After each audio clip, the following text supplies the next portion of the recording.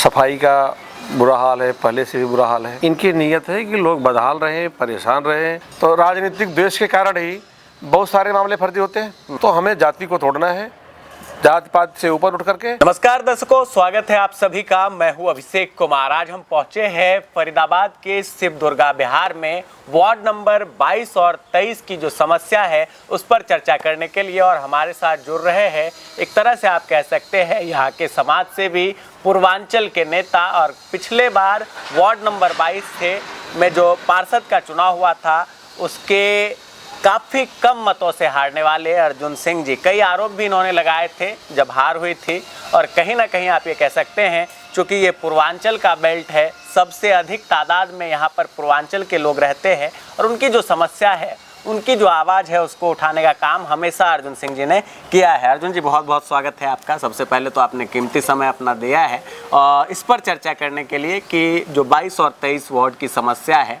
उन समस्याओं के लिए आपने कहा है कि जो समस्या है उस पर सीधे तौर पर आप जवाब देना चाहते हैं। ये बताएं, चुनाव हुआ, चुनाव में आपने भी वादे किए थे, किसी न किसी कारण बस यहाँ से हरेंद्र भराना जीते, और अगर हम बात करें दूसरे वार्ड की तो वहाँ से लाला जी गजेंद्र जी जीते।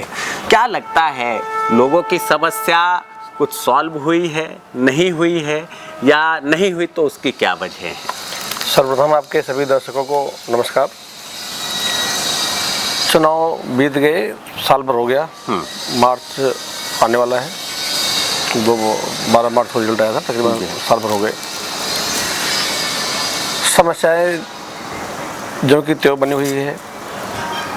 सीवर की समस्या जस की तस पड़ी है, सफाई का बुरा हाल है, पहले से भी बुरा हाल है। जब नगर निगम एग्जिस्ट नहीं कर रही थी, जब ये सदन एग्जिस्ट नहीं कर रहा था, उससे पहले भी जैसा था बिना उसके सदन के, आज की डेट में उससे बुरा हाल है। प्रॉपर तरीके से सफाई नहीं हो पा रही, सफाई नहीं हो पा रही है। दयाल नगर में आप जा करके देखो, शिव दुर्गा बिहार में देखो, कूड़े जहाँ देखो वहीं कूड़े आपको दिख जाएंगे। पानी माननीय विधायक जी ने और पार्षद लोग जो भी चुनाव जीते थे, इन लोगों ने बोला था कि हम पानी माफियाओं के खिलाफ एक्शन लेंगे, उनको जेल भिजवाएंगे। कुछ नहीं हुआ, जिसका तस चल रहा है। राशन के लिए बोला था कि राशन में जो भी कम तौली करेगा उसके खिलाफ एक्शन होगा, कुछ नहीं हुआ। एक वार्ड नंबर 22-23 का एक बड़ा मुद्दा रेलवे फाटक था। रेलवे फाटक का भी वहाँ पर जो खुदाई कर दी, तकरीबन 20 महीने होने को आए हैं। दोनों साइड में सिर्फ आपको वर्टिकल पोल खड़े मिलेंगे। 20 महीने हो चुके हैं। जिस तत्परता के साथ काम शुरू हुआ था, ऐसा लग रहा था कि ये अगले 3 से 3.5 महीने में बन के तैयार हो जाएगा जी। 4 जून को रिजल्ट आया लोकसभा का। माननीय सांसद जी ने 6 जून को सैकड़ों पुलिस की उपस्थिति में जैसे भेज करके खुदाई करा दी दोनों बाजू, 6 जून को ही। और 20 महीने होने के बाद भी जस का तो पड़ा हुआ है, कोई उसकी सोच नहीं ले रहा है, किसी को कोई फर्क नहीं पड़ रहा है। परेशान कौन हो रहा है? जनता हो रही है। जनता कौन सी है? जनता यहाँ पर जो भी है ज़्यादातर जो है बाहर के लोग हैं, गांव वाले भी हैं, लखनपुर गांव के भी लोग हैं, और बाकी अधिकांश जो है वो 90% जो है वो बाहर के हैं। कोई फर्क नहीं पड़ रहा है, बस खाली। ऐसा हो क्यों रहा है? क्या जनता अपनी आवाज़ नहीं उठा पा रही है, या जो नेता है वो होने नहीं देना चाह रहे काम, या जो प्रशासनिक अधिकारी है उनका ध्यान ही नहीं, कम कराने का मन ही नहीं है? आप क्या मानते हैं, सबसे बड़ा दोषी और सबसे बड़ा जिम्मेदार कौन है? जनता ने तो अपना वोट जिसको देना था दे दिया, अब उसका काम बनता है कि भाई वो काम कराए। वो क्यों नहीं करा पा रहा काम? वो एक होती है नीयत, काम कराने की। न इन लोगों की जो भी है, ना नीयत है, न ही इनकी कोई इच्छा शक्ति है। इनकी नीयत है कि लोग बदहाल रहें, परेशान रहें, तो इनके साथ में लगे रहेंगे। किसी तानाशाह ने कहा था कि व्यक्ति को इतना निचोड़ दो कि वो जीवित रहने को ही अपना विकास समझे। तो यहाँ पर वही परिस्थिति है कि मतलब आप सांस ले पा रहे हैं, बस अपना कमा खा रहे हैं, वही इस तरीके है। की छोड़ दीजिए सड़क, छोड़ दीजिए सीवर, छोड़ दीजिए नाली, छोड़ दीजिए जाम की समस्या। अब आज के समय में इससे बना रखा है कि अगर आप विकास की बात करोगे, प्रश्न जो उठाओगे, तो बोलेंगे कि जी ये तो हिंदू विरोधी है, ये तो राष्ट्रद्रोही है। सिंपल सा है, जो कुछ लोग हैं उनके, अरे भैया 10-20 विरोधी थोड़ी है, 10-20 हम तो नेता का विरोध कर रहे हैं ना। 10-20 लोग हैं, इस तरीके का जो है वो उनका अपना एजेंडा है। और हमारे लोग जो है उसमें उनको लगता है कि यार अब क्या करें, अब कहाँ तक हम विरोध लें, हमें हिंदू विरोधी साबित कर दिया जाएगा, राष्ट्र विरोधी साबित कर दिया जाएगा। तो लोग बोलने से बचते हैं, कतराते हैं, और शासन प्रशासन तो ज़बरदस्ती जो है वो लोगों को जो है परेशान करने में लगा हुआ है। अर्जुन जी क्या सोचते हैं इन सबको देखने के बावजूद, जो समस्या है उसको देखते हुए अर्जुन जी क्या सोचते हैं? लोग ये भी जानना चाहते हैं। अर्जुन जी को भी हमने वोट दिया था, ऐसा है, भले ही आप चुनाव हार गए लेकिन वोट तो लोगों ने दिया था, भरोसा तो लोगों ने किया। और मुझे याद है किसी बड़े राष्ट्र नेता ने कहा था कि अगर मेरे पास तुम्हारे पक्ष का एक वोट भी आ रहा है तो समझ लो कि वो एक व्यक्ति तुमसे खफा है जिसने मुझे वोट किया। तो उनकी आवाज़ बनना मेरी जो है सबसे बड़ी ज़रूरत है, उनकी आवाज़ को मैं उठाता रहूँगा। अर्जुन जी क्या सोचते हैं? बिल्कुल आपने ठीक कहा। जो लोग हैं, हम हमेशा गलत का विरोध करते आए हैं, और जो भी गलत होगा उसका विरोध करेंगे, सच के साथ खड़े रहेंगे। और जो भी लोग हैं, जिनकी जो लोगों की जो परेशानियां हैं, उन परेशानियों में हम उनके साथ खड़े हैं। कोई भी हो, कुछ भी करे, चाहे फर्जी FIR भी, उसमें भी हमारा नाम डलवा रहे थे, तो हमें उससे भी डर नहीं है, हमें किन्हीं भी चीज़ों से डर नहीं है। हम लोगों के मुद्दे जो भी रहेगा उठाते रहेंगे।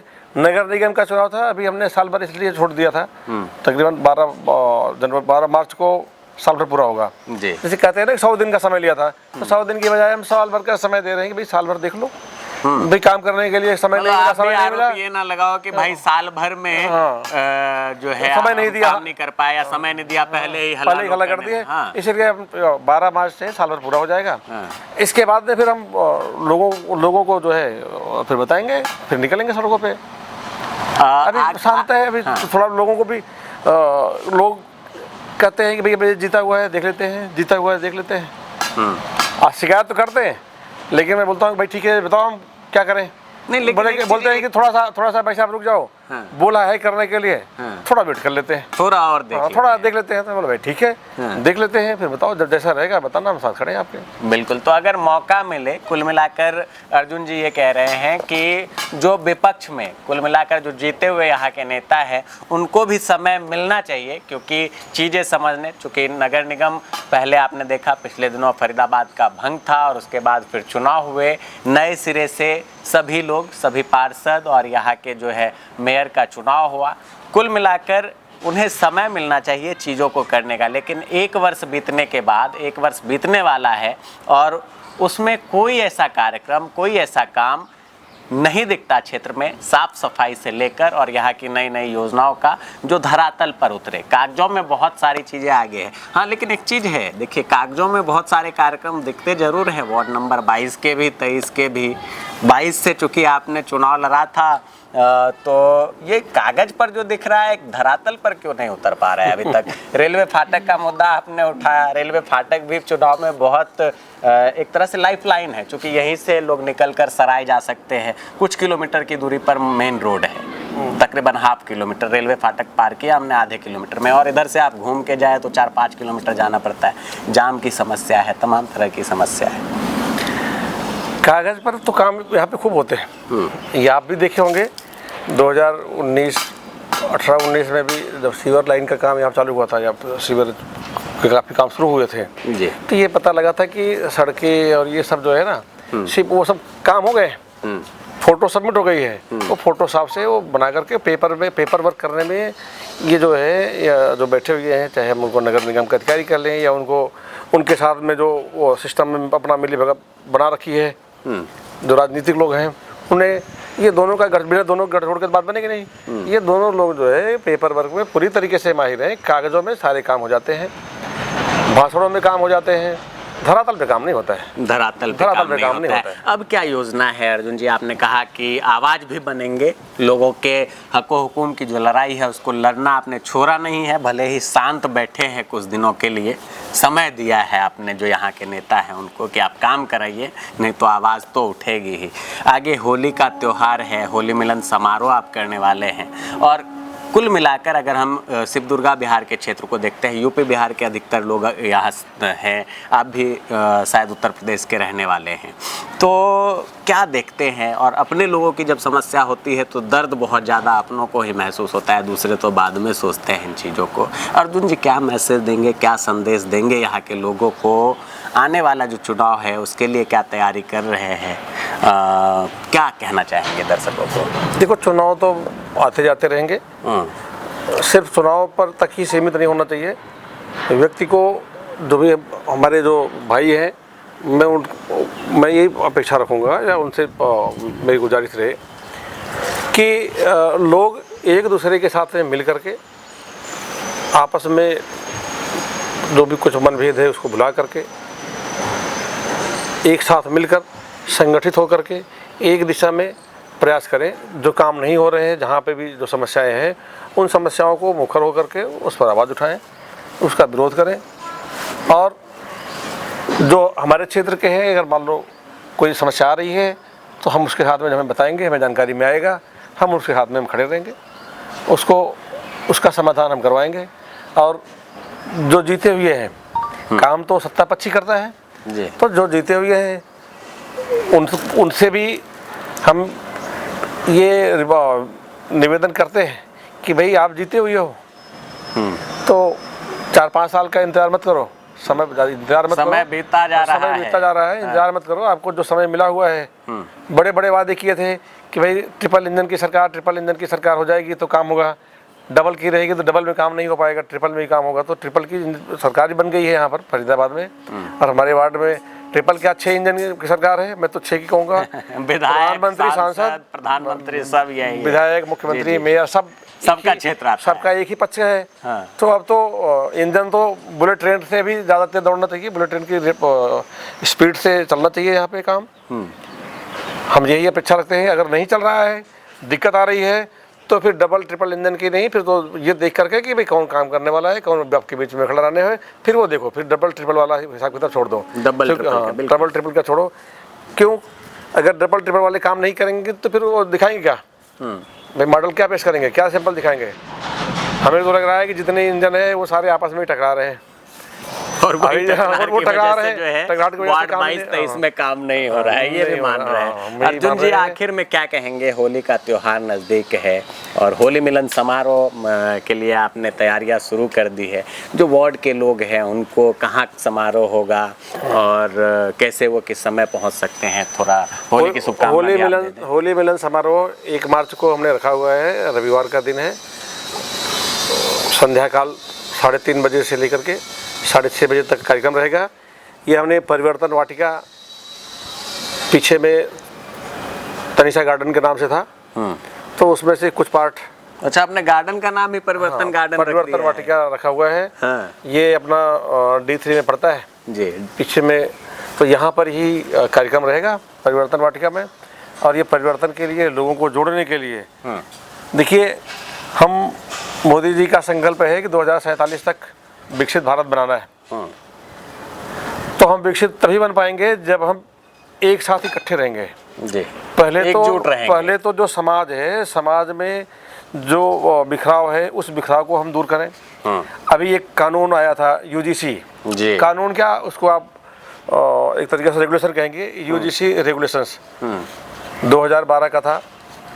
फिर सुप्रीम कोर्ट ने बोला था कि भाई इसमें ठीक करो, इसको सुधार करो, इसको सुधार करो। नहीं, पहले उन्हें बोला था कि इसको सुधार करो, इसमें कुछ चीज़ें हुई थी पीछे में, उस कानून के बावजूद भी बहुत विरोध हो रहा था। तो उसमें सुधार करने की बजाय उसे ऐसे कर दिया, ला दिया कि समाज को एक तरीके से लड़ाने वाला काम कर दिया।